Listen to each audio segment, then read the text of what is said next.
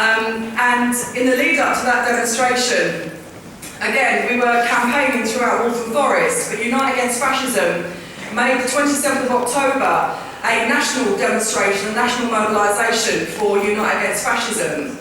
And I just think it's very interesting what happened there, because in the run-up to that demonstration, we met the police who asked us to estimate what they thought that we would be getting on the streets of Walthamstow on the 27th of October.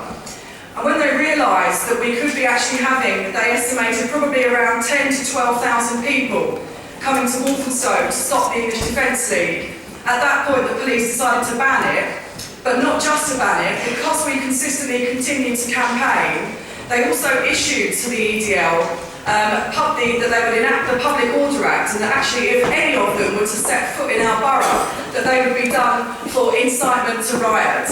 And so not only were they stopped from coming, they were kept well and truly out. They didn't even have a static demonstration. They were forced to go to Westminster, where I think they might have had 25 or 30 of them down there. So far from being a street movement that goes where it wants, actually they were told well and truly where to go, and it certainly wasn't anywhere near us in our borough. So it was an incredible campaign and a real victory and a real success. I want to just thank everybody who was involved in it, and thank all of you here as well for being part of a movement that helped us to do that.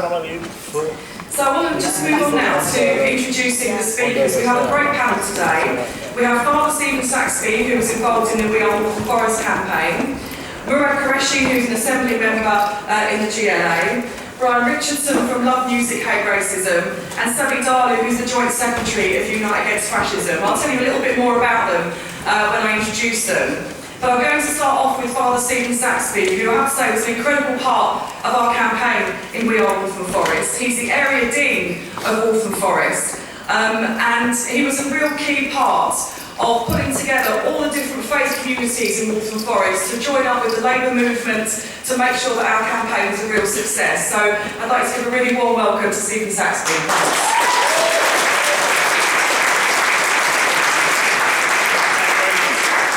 Thanks very much, Joe. It's really good to be here with everyone today. And I want to just mention 3 reasons why I think our campaign was successful in Waltham Forest, and then make another point at the end. And the first thing is, I think, quite honestly, that the EDL picked the wrong target when they decided to come to Waltham Forest. And that's because we had a history in Waltham Forest of strong relationships across our diverse communities.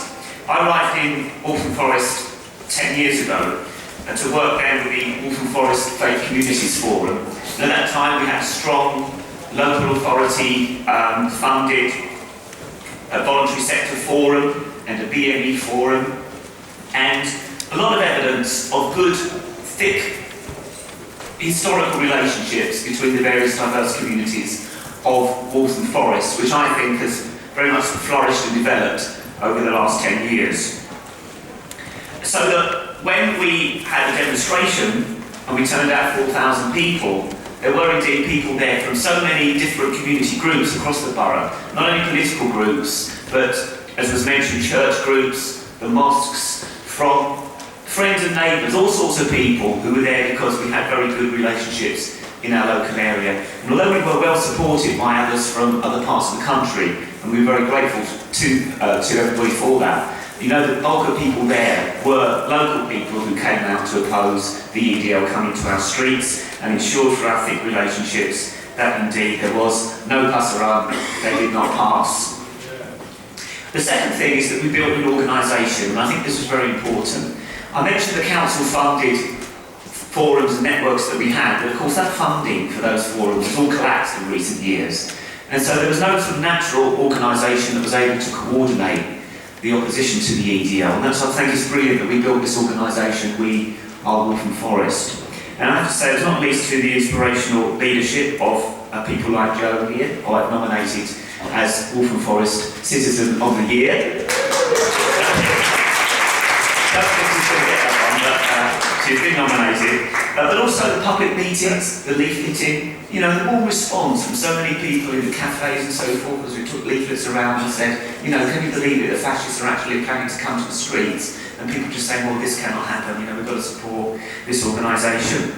and of course the relational networks as well of bringing people out. And I would say the importance of the support nationally of Unite Against Fascism. That was critical for us, because there was there's no funding other than what we managed to gather locally. And on the day of the demonstrations, the support of UAF nationally was phenomenal, and I think it just stresses the importance really of this national conference and this national organisation in supporting local campaigns.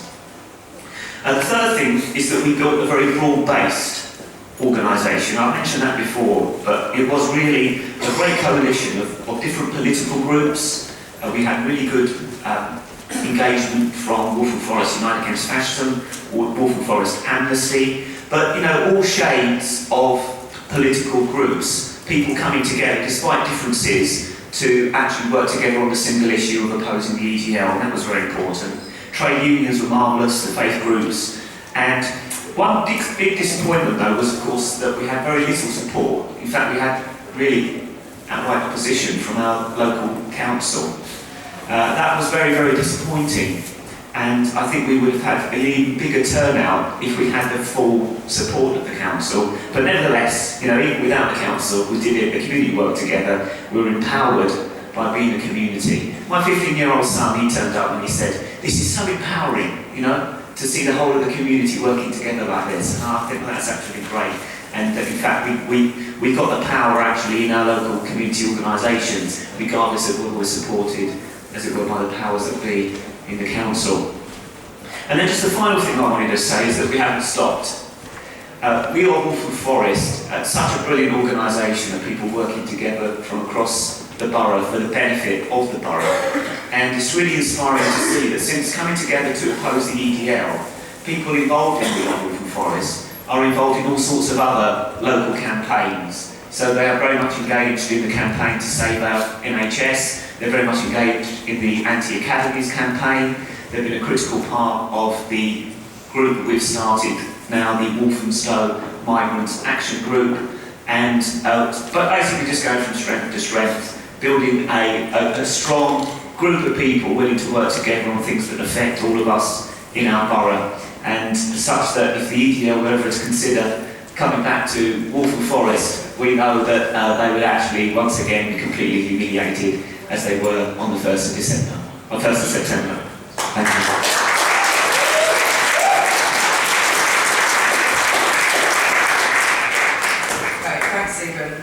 Our next speaker is Murad Qureshi, who's a London Assembly member for the Labour Party.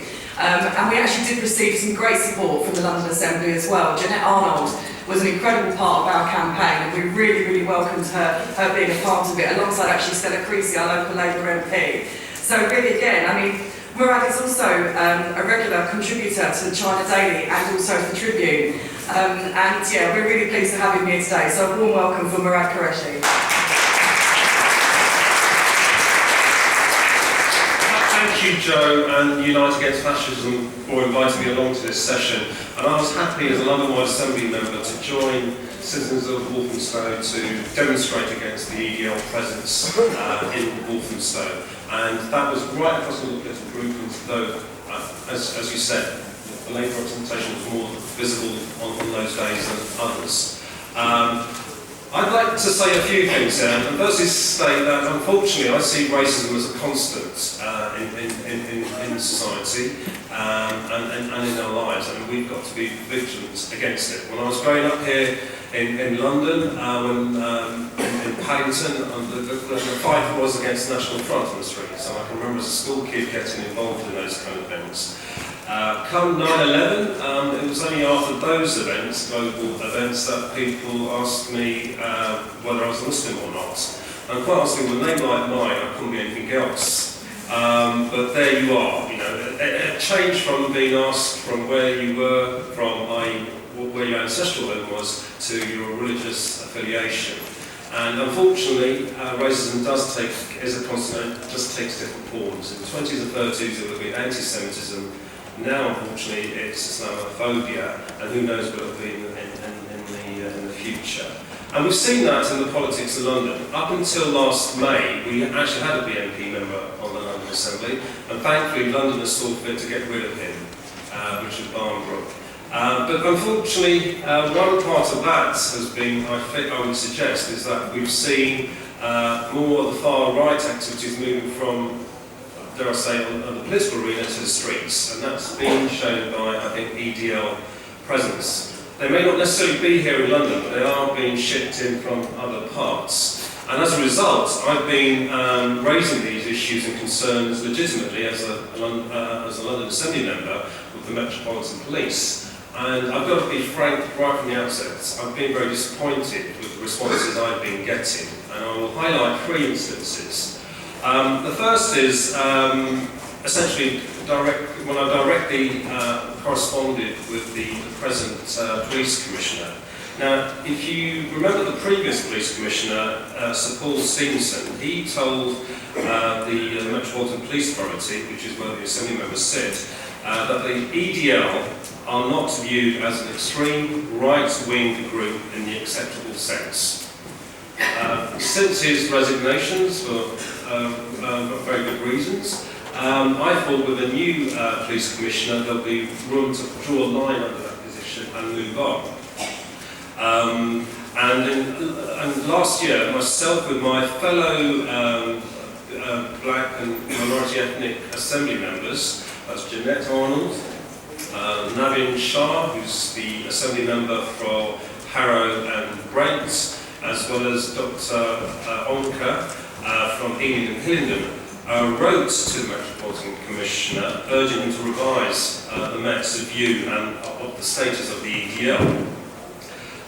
He wrote back to me and CC'd to my colleagues and suggested that they're still going to be classified as a prescribed organisation under the Terrorism Act 2000, and for this reason do not merit the attention of the Met. Now that's in writing to elected members when we felt there's good reason from the activities of the extreme right in London to keep a very clear eye in the police in London and certainly in community relations terms. So that was actually a very disappointing response we got from the police commissioner when he was invited to draw a line under the position of his predecessor. There's a second instance where I don't think the Met has been on top of their game at all. As we know, many of the EDL have got criminal records, and probably more from the criminal classes than the political classes. There was one particular individual, Brian Bristow. That name may not immediately mean anything to you, but he suddenly appeared in the Rotherham by-election, parliamentary by-election in November, when the EDL said it would be contesting it, and he was actually the EDL's gone past organiser anyway. In October of the previous year, he was actually sentenced to a week in prison for his part in attacks on Islamic literature at Hyde Park, following an EDL demonstration. And actually, to the merits of the Met, they did actually serve him with a CRASBO. Wondering what that is? That's a criminal anti-social behaviour order to move on and get off somewhere else. And actually, the CRASBO did limit him to the attendance of any marches, demonstrations, protests, or any other similar events in England or Wales without notifying them in particular. And based on this, I wrote to the area commander there and sought assurances that they would actually do something about this. It transpired, unfortunately, they dragged their foot about this and didn't actually do much at all in pursuing someone where they had actually taken legal action already and prosecution. And subsequently, we saw him being very active in the campaign in Rotherham. That's a second disappointment. And the final disappointment is last month. I went for the first time to the Association of Muslim Officers in the Met's AGM. And I was actually horrified to hear that many of them have been targeted by the EDL for verbal and abuse at their homes. the really surprising thing about this was that Met haven't pursued that as a line of inquiry and action. I'm pretty certain, actually, if there were other officers, they probably would have done. I'm very disappointed. I will continue campaigning against the EDL, getting the Met Police in London to get their act together on this front and take it more seriously. And I know many of yourselves will do that as well and join us in campaigning, because that's one way of beating the EDL on the streets, but not only in the streets, but through the courts and our police forces in the UK.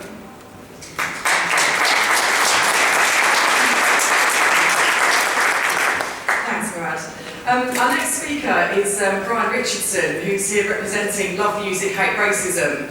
I mean, most of you are probably aware of LMHR, but it's an organisation that was set up in around 2002 as another way of trying to combat racism, to combat the British National Party, who, let's not forget, up until very recently had about 60 councillors across the UK. So LMHR has been involved in some really important work of putting together young people to be a part of a sort of cultural attempt to also oppose the growth of racism within our society as well. So again, a really warm welcome to Brian Richardson.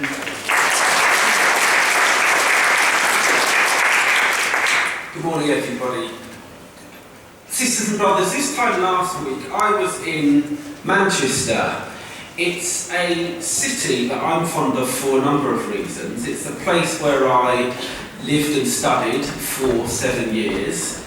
It's a place where I first became active in politics and campaigning. It's a place where I still have lots of friends who carried on living there and have had families there. So it's a place where their children are now growing up. Some of you may be aware that people from Manchester aren't here today because the EDL had the temerity to announce that they were going to march in the city, to have a demonstration in the city, so that's why our friends from Manchester aren't here.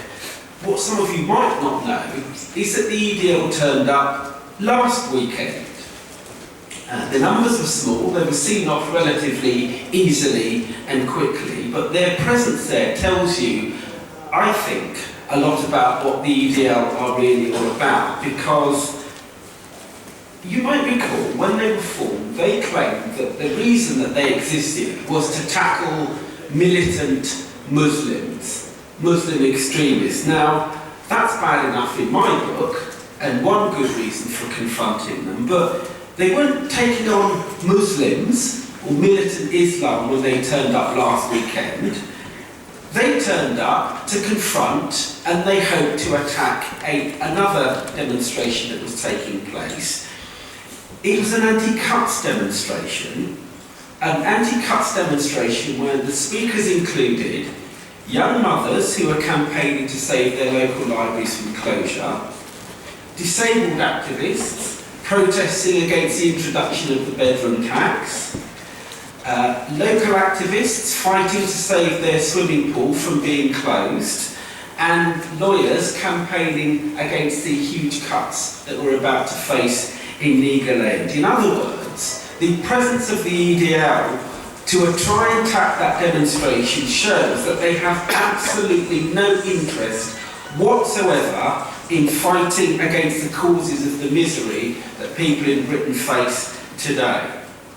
And of course those problems are set to get worse, aren't they? Because it's something like 80% of the cuts that this rotten coalition government has sought to introduce haven't even come into effect yet. And that's even before the loss of George Osborne's coveted AAA credit rating, which almost certainly will mean even further cuts in the future. So the idea that the EDL have anything at all to offer to ordinary people is shattered by their attempt to take on and attack demonstrations like last week. And I think that's precisely why it is so vitally important that we stand together, black and white, women and men, gay and straight, young and old, all of our communities, faith believers and non-believers, shoulder to shoulder around that slogan, "They shall not pass." It's a fantastically proud tradition that we have, a tradition that dates back to the 1930s, the Battle of Cable Street, through the 1970s, when we drove back the National Front, the 1990s, when we took on and drove back the British National Party, through to today with fantastic examples like the We Are Waltham Forest campaign that you've heard about, that drove back the EDL last year. It's a tradition that we can be enormously proud of, and I think it is the reason why that the situation here in Britain is so markedly different to the situation that exists across so much of Europe. In Greece, where we've seen the rise of Golden Dawn. In Hungary, where we've seen the rise of Jobbik's, of Nazi organisation. In France, where consistently for decades, Jean-Marie Le Pen and then Marine Le Pen have won huge numbers of seats in parliamentary elections and have very much set the political agenda which has dragged the rest of mainstream politics to the right. Britain is different because instead of saying we should ignore the fascists, that we should pretend they don't exist, or thinking that we can have clever debates and defeat them that way, we have said that there will be no platform whatsoever for Nazis anywhere in our society. Let's think about that question of no platform, because I'm sure some of you will remember a couple of years ago the leader of the EDL, what's his name, Tommy Robinson, appeared on Newsnight. Now, when he appeared on Newsnight, we were told that the most formidable interviewer of his generation, Jeremy Paxman, would expose and humiliate Tommy Robinson. Far from it. Far from it. It was Paxman who came across as being ignorant and not on top of his facts. Robinson gained credibility as a result of being on Newsnight, just in the same way that Griffin gained credibility by appearing on Question Time. That's why we say they hide their true face. They don't talk about their love of Hitler and the black shirts. They hide behind the respectable appearance that being on programmes like that gives them, and it has given them credibility. That's why we say no platform for fascists. And we're clear, no platform is about ordinary, it's a democratic thing, something built from the bottom up by people in their trade unions, people in their student unions, and so on. Those are the circumstances in which people have built campaigns against the fascists. I know Joe's told me that I have to finish soon, but I just do very quickly want to say this. I worked, before doing the stuff I do now, I worked for the Anti-Nazi League in the 1990s, and I remember week after week after week, people from trade unions, people from student unions would ring us and say, we had a debate in our union, we passed a resolution saying that there will be no platform for fascists in our organisation. That was how we drove Beacon out in the 1990s. The start of that campaign was trade unionists saying that council workers refusing to allow him on the premises in Tower Hamlets. Telecoms workers refusing to install the telephone lines for him. That was how we drove them out then. That was how we beat the fascists back in Waltham Forest last year. That's how we'll beat them back in the future. And I think the last point I'll make is this. I think the message that we want to take forward is that there's no British exceptionism. The objective conditions for the fascists to grow in this country are the same as they are in Europe. We've managed to drive them back. We won't be complacent. We will continue to campaign against the fascists in exactly the same way, and we will take that message across Europe and encourage our sisters and brothers across Europe to do exactly the same, because if we do that, then we can drive the fascists back, not just in this country, but across Europe as a whole.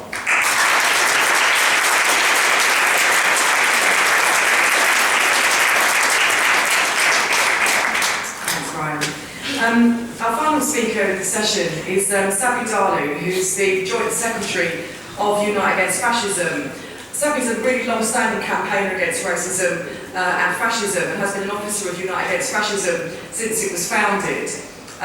She's also Secretary of One Society, Many Cultures, which campaigns to defend the freedoms of religious and cultural expression against the attacks being made on those fundamental rights at the moment. And I want to just say that's a really important part of our work, because inside of Waltham Forest, we didn't just campaign against the English Defence League, we campaign to celebrate the multiculturalism of our society. We think this is a real positive in our society. We don't accept what people like David Cameron, Angela Merkel, and all these people across Europe are saying, that multiculturalism is a problem. And therefore I want to give you a really warm welcome to Sami Darlu as well.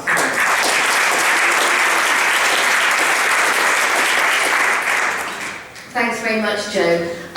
Yesterday, I had the honour of addressing an anti-racist conference in Paris, and I was very pleased to address the conference. But at the same time, it worried me and it reminded me why what we're doing here today is so important.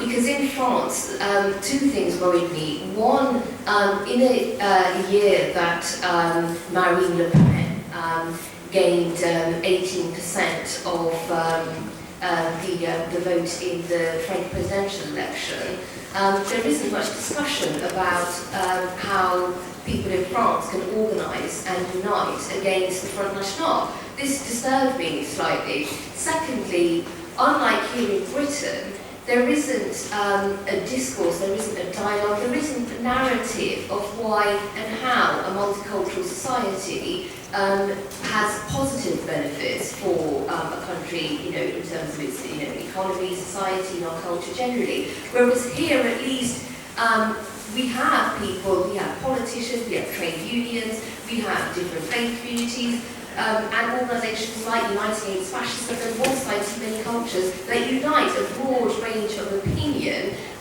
which says what we are in favour of and how a multicultural society is actually simply, a reality in many parts of Britain, and it's something that you can either make that work by allowing people to be free to express their faith and culture how they choose, or you can clamp down on people's right to do that and therefore create problems in society. So I think we should all give ourselves a round of applause for what we do here in Britain, because there are so few victories for those on the left and centre-left. But in terms of campaigning against fascism, we have had two major victories. We have prevented we've halted the electoral rise of the BNP. They are massively in reverse at the moment. And the EDL, the streets mobilisation of the EDL, are also in retreat. 2 years ago, almost exactly, in Luton in 2011, the EDL mobilised 2,000 to 3,000 people on the streets. 2 years later, a week ago in Cambridge, there was barely 50 people, 50's being generous. And so, this is something, we can all be proud of, and it's a real achievement of our movement. But at the same time, we cannot be complacent, and that's why I'm so pleased that so many of us are here today, knowing that despite our victories and we have much cause for celebration, that we understand that we cannot be complacent, because as Brian rightly pointed out, the EDL are still organising, and it's no accident that they've chosen Manchester, because next year there will be Euro elections. And as we all know, Nick Griffin, leader of the BNP, gained a seat in the North West in 2009, and Andrew Bronze, who stood as a BNP candidate and won as a BNP candidate, has now left the BNP, but will restand and will definitely submit a nomination, and is seeking to form a new fascist organisation. And what the EDL